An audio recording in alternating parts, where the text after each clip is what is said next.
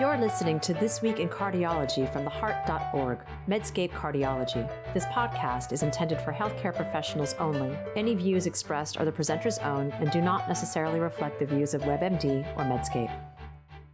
Hi, everyone. This is John Mandrola from theheart.org, Medscape Cardiology, and this is This Week in Cardiology for October 31st, 2025. This week, I'm discussing four pillars of cardiology: stable coronary disease, severe aortic stenosis, the evaluation of chest pain, and the best therapies for patients with atrial fibrillation. I'm going to start with a topic that seems specific, but is not. This is complete versus culprit-only revascularization at the time of STEMI. When a patient presents to the cath lab during a STEMI, there is often a decision to make when there are other lesions besides the culprit lesion. Say the right coronary artery is closed and that's causing the MI. The doctor opens that one, but there is an 80% mid-LAD. Does she or he also PCI the non-culprit LAD lesion? Again, you might think this is esoteric just for interventional cardiologists. It's not. It's a hugely important question for the field of coronary artery disease. And here is why. Nearly every trial of PCI added to medical therapy versus medical therapy alone in patients who have stable CAD, Courage, Berry 2D, ischemia trials, have all found no added benefit to routine or initial PCI over medical therapy. Yet the guidelines regarding complete versus culprit-only PCI at the time of STEMI suggest benefit from complete revascularization. But I believe this is based on a flawed interpretation of trials, which I will subsequently go over. But the point is that if you posit that fixing stable lesions improves outcomes, then you are suggesting that preventive PCI in STEMI patients is disease modifying, and that goes against years of RCTs which show the opposite, that treating chronic coronary disease with PCI may improve angina, but it doesn't reduce outcomes. So I don't think the guidelines are correct. I think the iModern trial, iModern, which was published in New England Journal of Medicine and presented at the recent TCT conference, bolsters my opinion about this. First, I'll do the trial, then I'll explain why the guidelines are wrong.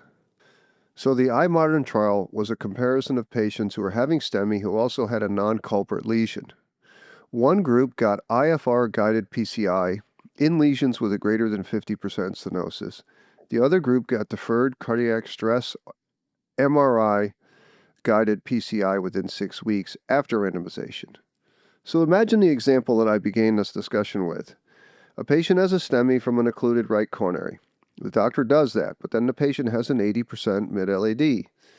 One group in iModern would get IFR-guided PCI right then, at the same time, while in the cath lab. The other group would get deferred. They later have a stress test, and if the PCI would be done if positive for ischemia. Now, don't be distracted by the specifics here. IFR is just another way to show the lesion is substantially flow limiting. The stress test is with CMR, but it could be nuclear or stress echo. It's basically looking for ischemia. The main point is that one group gets the immediate PCI of the stable lesion, the other group gets deferred. The primary endpoint of iModern was a composite of death, MI, or heart failure hospitalization at 3 years. It had about 1,100 patients, mean age 63, 78% male, mostly with decent LV function. Now, a couple notable findings before I tell you the endpoints.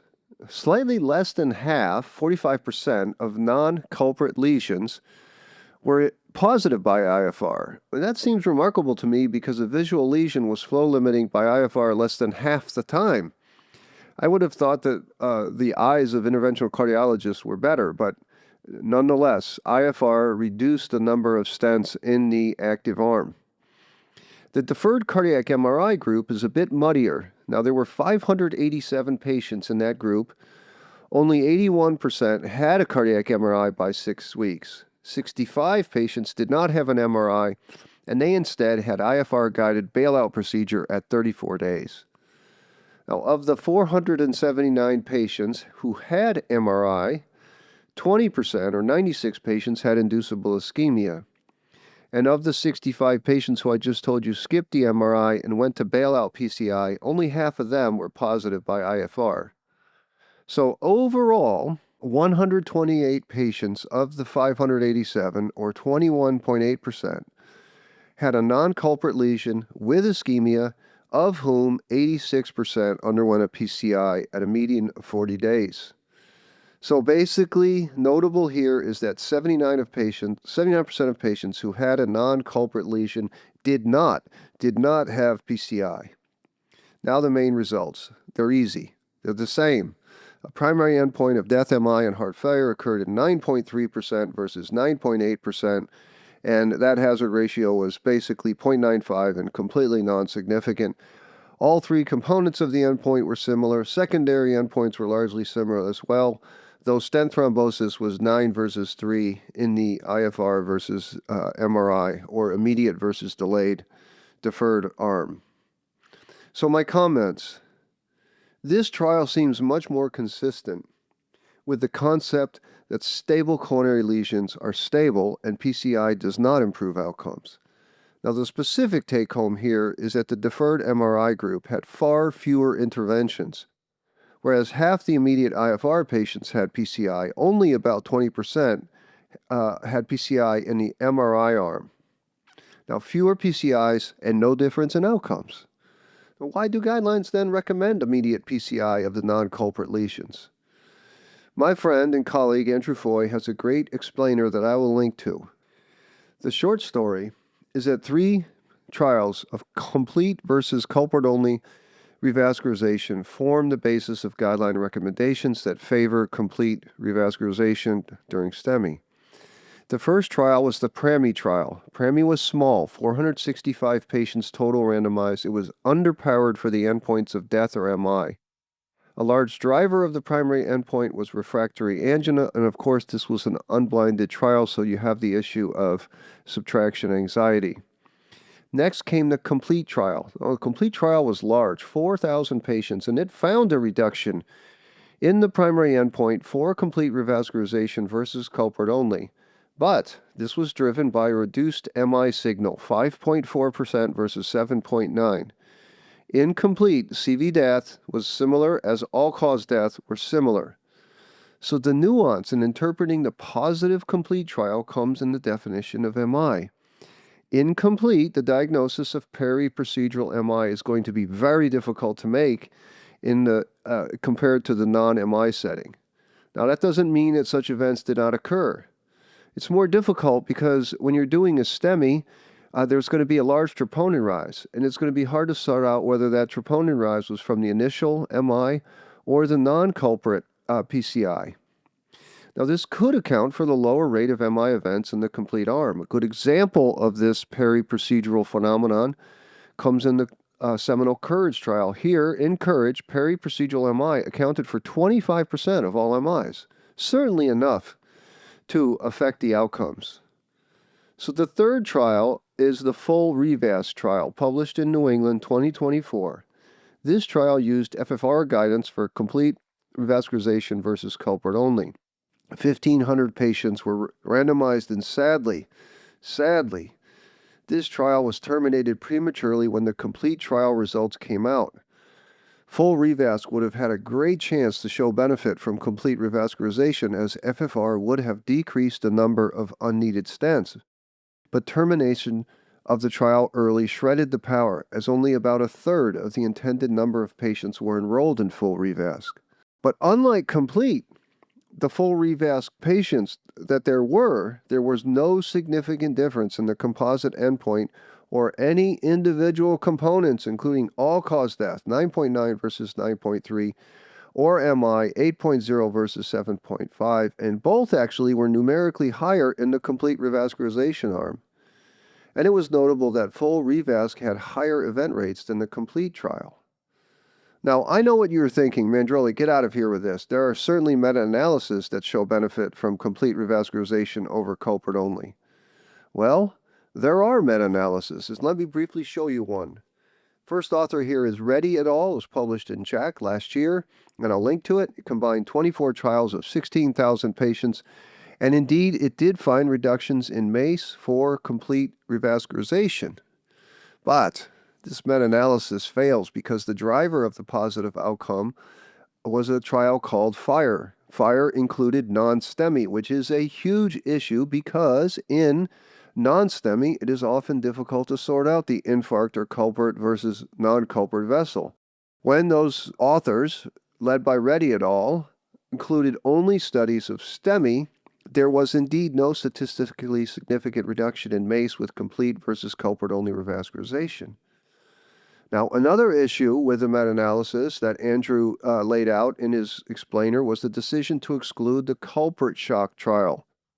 This culprit shock was published in New England in 2017. This was complete revascularization versus culprit-only in patients with STEMI and cardiogenic shock. Now, if you're a proponent of complete revascularization, you would certainly think that fixing all the lesions in a struggling heart seems destined to be the right strategy. But indeed, it was the opposite.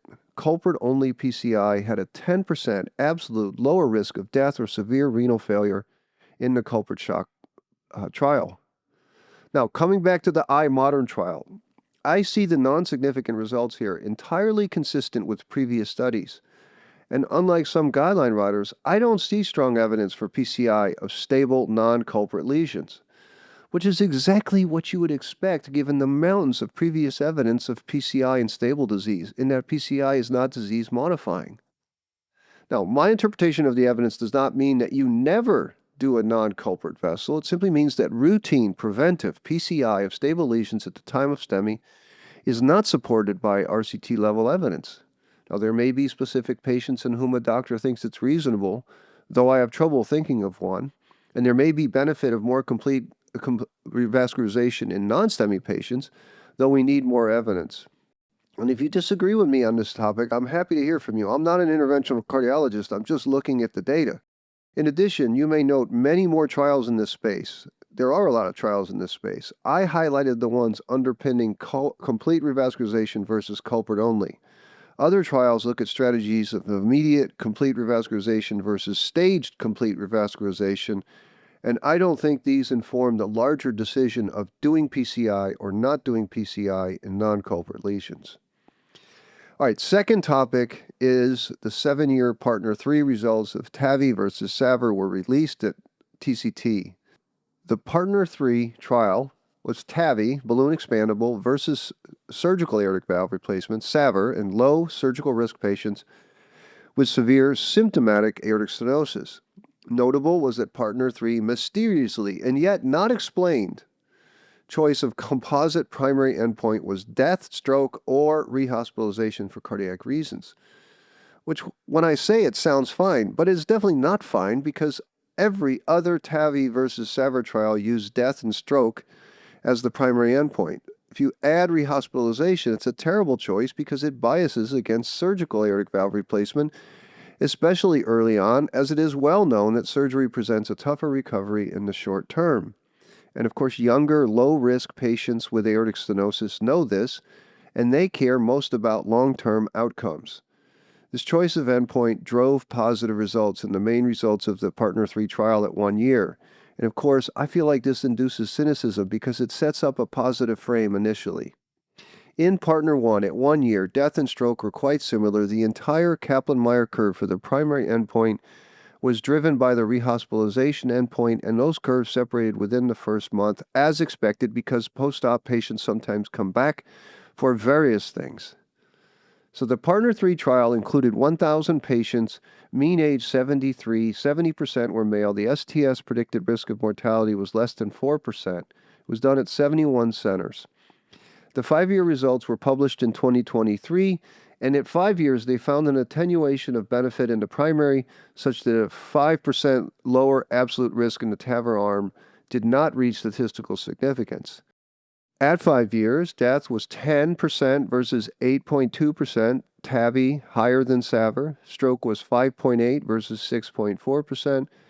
The hemodynamic performance of the valves were similar, though one worrisome finding was that valve thrombosis was 2.5 versus 0.2% TAVI versus SAVR, so a 10x greater rate of valve thrombosis in the TAVI arm. The 7-year results, which were presented, primary endpoint 34.6, TAVI 37.2%, SAVR and hazard ratio 0.87 and no longer significant. Mortality, however, 19.5% TAVI, 16.8% SAVR. Stroke 8.5 and 8.1% respectively. Now there's some nuance here. It's important because the two most critical endpoints for low-risk aortic stenosis patients are death and disabling stroke. And sadly, there were substantially greater loss to follow up in the surgical arm. The primary endpoint could be evaluated at 7 years in 93% of TAVI patients, but only 86% of SAVR patients. So nearly 14%, or 63 of the 454 patients in the SAVR arm went missing. So if the authors just analyzed the death rates as they had them, it was 32% higher for TAVR. Hazard ratio 1.32, confidence intervals 0.95 to 1.83. Now the authors then did something I had never heard of before. They did something called a vital status sweep, which includes phone calls, assessing medical records, and public data to determine whether the missing patients were still alive. Now, the sweep in this case allowed assessment of alive or dead in 95% of TAVI and 94% of SAVR, so still missing more data in the SAVR arm. And after this vital signs sweep, the hazard ratio for death in the TAVR arm had decreased down to only 17% higher, 1.17, and here the confidence intervals were wide from 0.86 to 1.59. It's still higher for TAVR, but it's not statistically significant.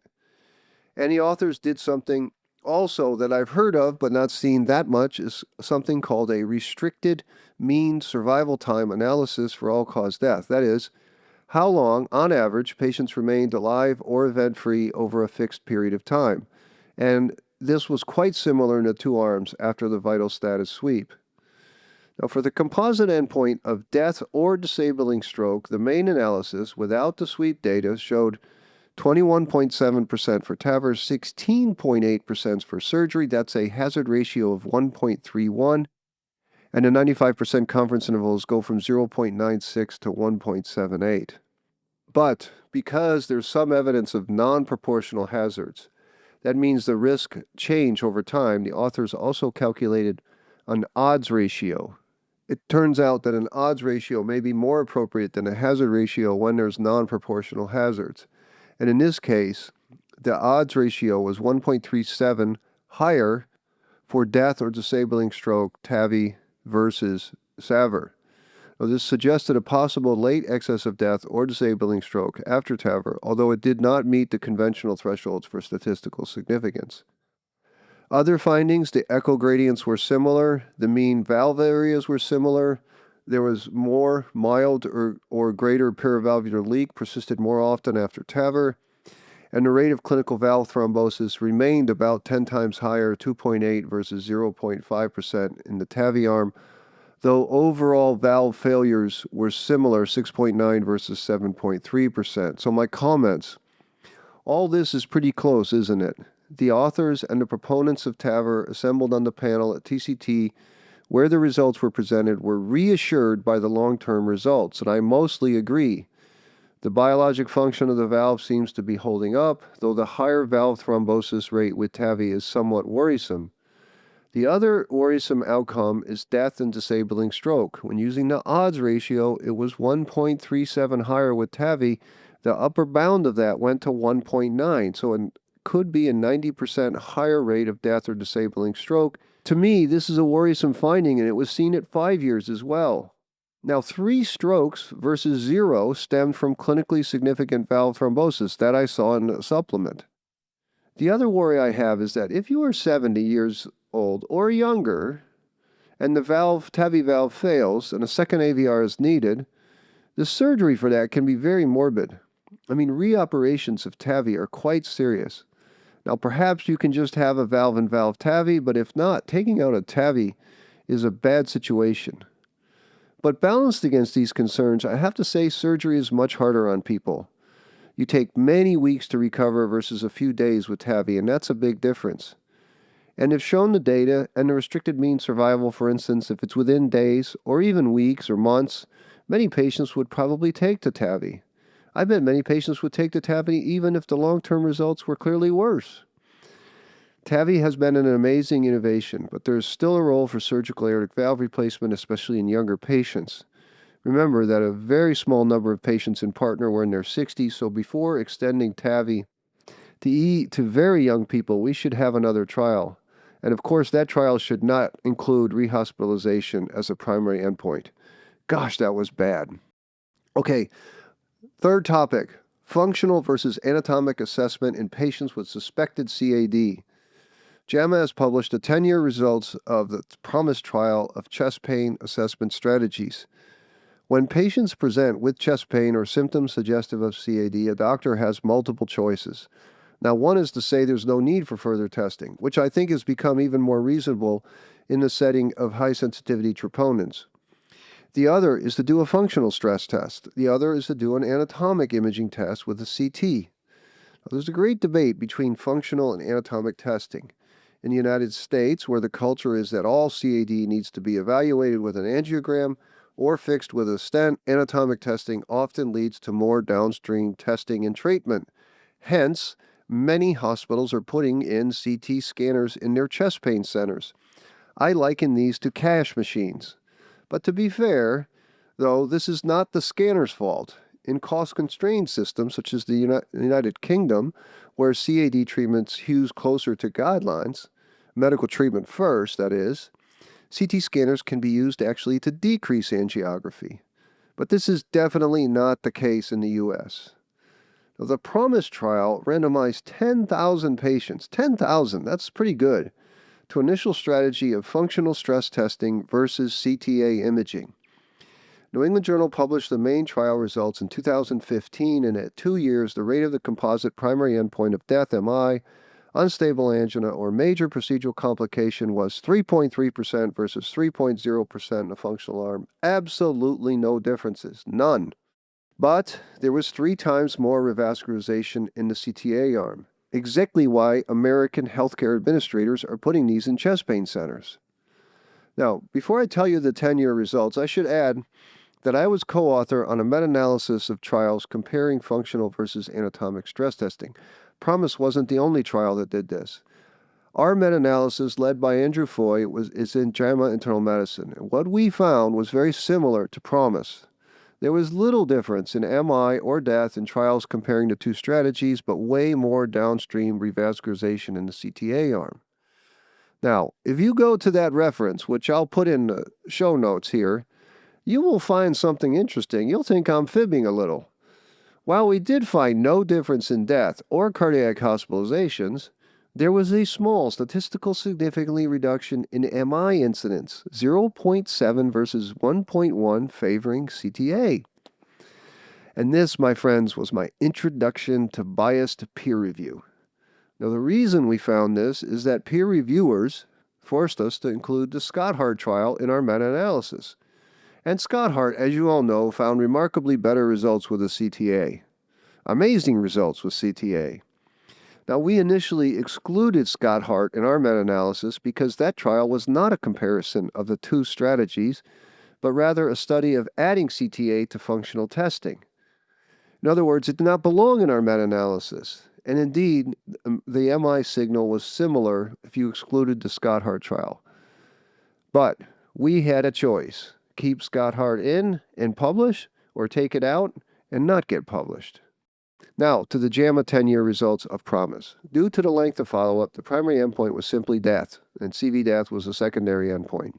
The authors searched the U.S. National Death Index to find the deaths, and it was clear death occurred in nearly the same number of people in the two groups. 14.4 versus 14.5, CV death was also not statistically different. And there were no significant interactions between death or CV death by any subgroup. One interesting observation was that CV death was 4% versus non-CV death 10%, which makes me think about the all-important competing causes of death. I mean, we cardiologists think mostly of our cardiac outcomes. Take statins or you will die. Take ACE inhibitor, you will die. But in the end, most of our cardiac patients die of something else.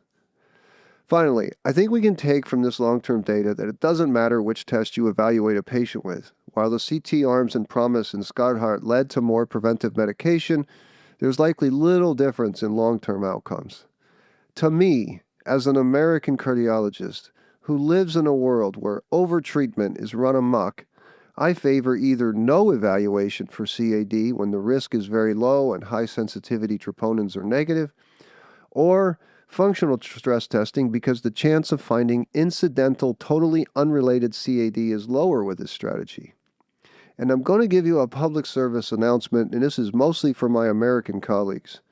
Please, you do not have to do ischemic evaluations in every patient presenting with AFib and a rapid ventricular rate. Please don't, in fact, even if there's a bump in troponins. In these patients, AFib is the problem, and AFib requires a treatment. If you search for CAD in 60 and 70-year-olds with AFib, you're going to find a lot of coronary disease that's almost always incidental. All right, the final topic today is on atrial fibrillation. Speaking of AF, JAMA Cardiology has published an important randomized trial called the ARREST-AF study. And this studied the use of cardiometabolic risk factor and weight management modification as a treatment before and after AF ablation. In other words, did risk factor modification affect AF ablation outcomes? Now, the study was done 10 years ago by the Adelaide group led by Dr. Prash Sanders, but we're happy to see the data now. And I cannot emphasize enough how important it is to consider risk factors when ablating patients with AF. Now, I think the AF ablation world is at a risky inflection point at this moment in 2025. Okay, in the past, AF ablation was hard. It's hard on patients. There were complications. People had chest pain. They were laid up for weeks. This created a barrier to doing AF ablation. So we had time to address risk factors such as weight loss. Now, though, pulse field ablation, PFA, has made the procedure super fast and super easy for patients to tolerate. I do AF ablation with PFA now in 30 to 45 minutes, and patients go home the same day. We can do 4 or 5 ablations in a day. This is different than when we had RF. So the dangerous inflection point is that PFA has tempted us to forget that AFib is, in most cases, a systemic disease often related to upstream metabolic problems such as diabetes, hypertension, obesity, etc. So when we reduce AF episodes with a PFA ablation, and the patient remains obese with limited functional capacity and high blood pressure or high hemoglobin A1C, we have likely not helped our patient at all. So ARREST-AF randomized 122 patients to lifestyle risk factor management program or usual care. The lifestyle risk factor management program was treated with a structured, physician-led, tailored clinic to reduce modifiable risk factors. The usual care group was given information on management of risk factors by their treating physicians, but they were not enrolled in a risk factor management clinic. These patients had to have non-permanent AF, and they had to be referred for initial RF ablation, and this was between the years of 2014 and 2018, so this was at a time when AF ablation was much harder on people. The primary endpoint was the proportion of patients free from AF a year after ablation, so higher is better. And indeed, the primary endpoint at 12 months after ablation was seen in 61% of the risk factor management group versus 40% in the control group, and the hazard ratio was 0.53, and it was highly statistically significant. They also found that AF symptom severity was less in the risk factor management group. In addition, and perhaps even more important than the primary AF results, were that risk factors, such as body weight, waist circumference, and systolic blood pressure, were all better in the risk factor management arm. So my comments. Obviously, this is a small trial that used AF episodes as a surrogate endpoint. There's a strong possibility of performance bias in the risk factor management arm, and few centers have been able to duplicate the amazing program of risk factor management as done in Adelaide. But the point here goes far beyond AF recurrences after ablation. The main point is that electrophysiologists are doctors, not proceduralists. Most of our ablation patients are not thin athletic types who have focal AFib from a PV. Most of our patients have metabolic diseases of which AF is the downstream manifestation. And it's fine to ablate AF to improve quality of life, but we miss a huge opportunity to improve the health of our patients if we don't emphasize the crucial importance of lifestyle modification. AF actually has given us an opportunity to really help these people. We should take it. And helping these people means far more than whipping a PFA catheter around in the left atrium so that we can reduce the surrogate outcome of AF episodes. I mean, anybody can do that. PFA has made it so simple now. What really we need to do is focus on metabolic health of these patients, and it just takes time and effort, and we should do it. And that's it for this week in cardiology. As always, I'm grateful that you listened. Thank you. And remember, if you like this podcast, please take the time to write us a review, give us a rating. If you don't agree with something I said, send me a note. Until next week, and soon the AHA is coming up, I'll have a preview, and then we'll have lots of trials to talk about at the American Heart Association meeting coming soon. Until next week, this is John Mandrola from the heart.org, Medscape Cardiology. You're listening to This Week in Cardiology from the heart.org, Medscape Cardiology. This podcast is intended for healthcare professionals only. Any views expressed are the presenter's own and do not necessarily reflect the views of WebMD or Medscape.